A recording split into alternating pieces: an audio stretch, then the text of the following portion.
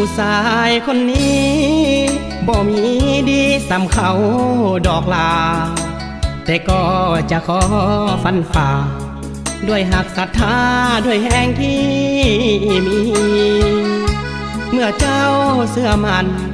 จะร่วมสร้างฝันกับชายคนนี้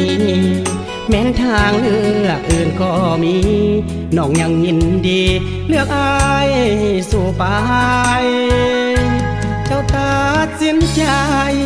อยู่กับอายผู้ชายจนหับจ้างอยู่ข้างถนนห้องเศร้าจนเติมสีสันใหม่